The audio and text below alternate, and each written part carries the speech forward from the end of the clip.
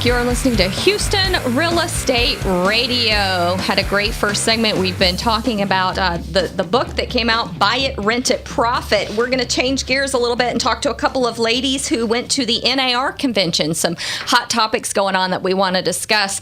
I've got here in the studio with me Christy Stratton of RREA Media and Sheryl Hunter. She's a realtor with Registered Real Estate Advisors. And I know both of you ladies went to the Hill a few weeks ago and had a lot of fun. Yes, we did. You know, it's interesting. Every year there are big conventions. There's the TAR conventions for the Texas Association of Realtors. There's the NAR convention for the National Association of Realtors. This was the NAR event. And one of the things that kind of goes along with these conferences is the Women's Council of Realtors. Christy, tell us about the Women's Council of Realtors and the role that it plays with NAR. So Women's Council of Realtors is just a dynamic group of over 10,000 women and a few men across the nation, over 60 years old, and an offshoot of the National Association of Realtors. And we really stand for leadership and professionalism in the industry. Women's Council of Realtors members really on average earn many times more than other realtors out there because of the education and the professionalism that's really driven into the fiber of Women's Council of Realtors. So it's really amazing when we're meeting in conjunction with NAR is to see women and men, Women's Council of Realtors across the nation join in their, Sheryl, 800, 1,000 members, if not more. And we've got several chapters around the Houston area. And Sheryl, you're the president of the Great Northwest chapter. Yes, I am. Yes. Yes, she is. And it's just really amazing. We have classes and we have education sessions, not only how to build your business, build yourself personally, professionally, and also how to build our chapters, because our chapters exist to support realtors in the area, but also our communities as well. And NAR, I mean, obviously, most people have heard of the National Association of Realtors. I mean, they do a lot of advertising on our behalf and watch the market for consumers. They have the Realtor.com website that kind of plays a piece of that and indirectly. And just a huge movement for realtors in the industry, really something that we can tap into for education and for so many things. I mean, they provide our code of ethics that we go by. And so, Sheryl, I know that they really pay close attention to what's going on in Washington. What are some of the things that are going on that really, as consumers, they need to be aware of, things that are going on nationally that NAR is trying to really make sure and protect consumers on when it comes to our housing needs?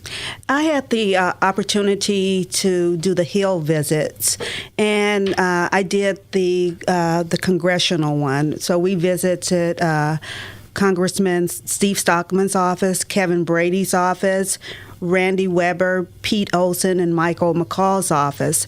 And some of the things that are important for homeowners, and we want to make sure that Congress preserves these things. One of the things is the mortgage interest deduction. Yeah, we heard a lot about that over the last year. I mean, do we want to have renters or do we want to have homeowners? Mm-hmm. There's very little incentive to purchase a home if you're not going to get the mortgage interest deduction. Yeah. So we want to make sure Congress know that we oppose eliminating that. Absolutely oppose it. And I know that's something that's been around for over a century. I mean, yes. It's been around a long time. We need to keep that around. We need to make sure that is protected and oppose efforts to eliminate or weaken the mortgage interest deduction for primary and even secondary homes. Primary and secondary, absolutely. And another thing that they're looking at reforming is the property tax deduction. We absolutely oppose that also. Mm-hmm. It's almost like a double tax on a taxpayer if they lose that property tax deduction. It also hurts our communities because it'll lower the value of our properties. Yeah, the property tax deductions, definitely want to keep those around. I think a lot of people rely on those. Absolutely. When they're filing their taxes. Okay, another hot topic that y'all talked about. Okay, the Mortgage Forgiveness Act. We're asking Congress to extend that. It did expire, and we're asking them to extend it.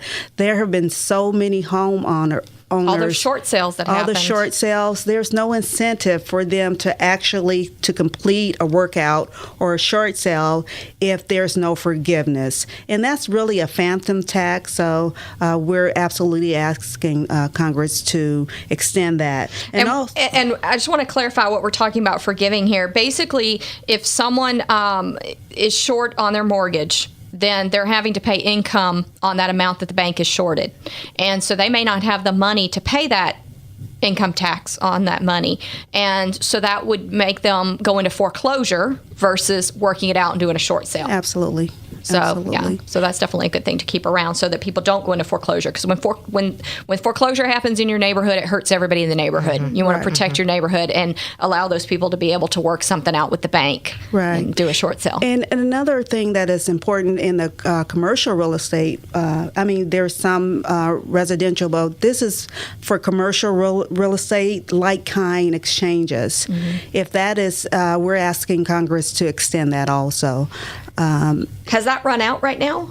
Yes, it has. That 1031 exchange program is so important for investors. Oh, absolutely. It's big for commercial real estate, and it is big for investors, and it really plays a vital role in keeping our investor community happy. Absolutely. And keeping them putting that money back in real estate instead of other options. Right. Or in other options. But, it's vital to the Houston economy for them to be able to exchange those properties. So those are 4 of the items that we were talking about in Congress. Well, those are definitely very important hot topics. We've heard about them on the national news, and now we're bringing it down all the way to the local level. And so, these are things that NAR supports, but even people at home can support this. They can go online, call their congressman, and tell them, hey, these are things that are important to us. Yeah. We want to keep this Mortgage Debt Forgiveness Relief Act. We want to keep property tax deductions and mortgage interest deductions because those are so important.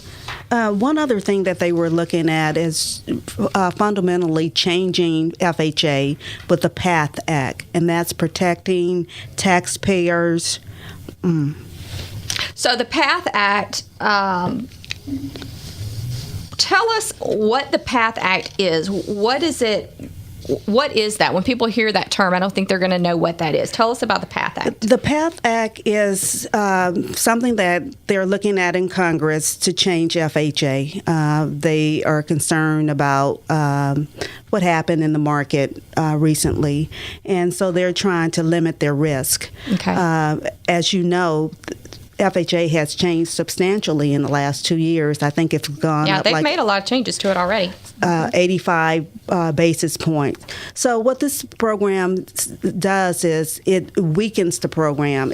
They're actually trying to increase the amount that a homeowner would have to pay.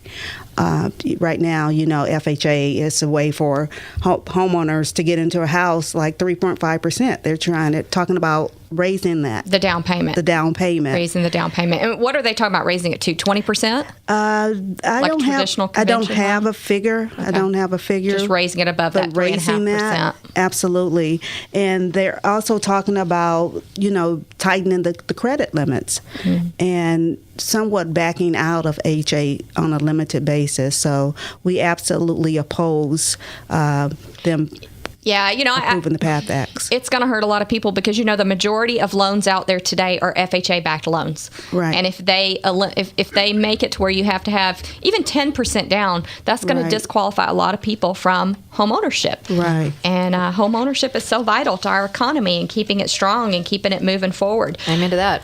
All right, real quickly, Christy, talk about the business-to-business referral network that goes on with WCR and why it's so important for consumers who are selling a house in Houston and moving to another state to use a Women's Council Realtor. Women's Council Realtor. Realtor.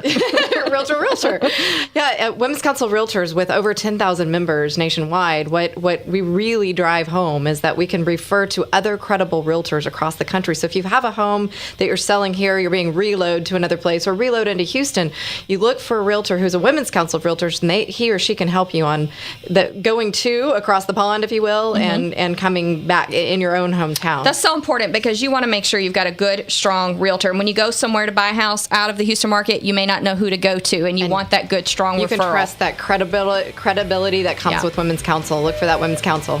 And one of the designations that Women's Council is doing now is the PMN designation. Look for realtors who have that PMN designation, that Performance Management Network. That's important. Absolutely.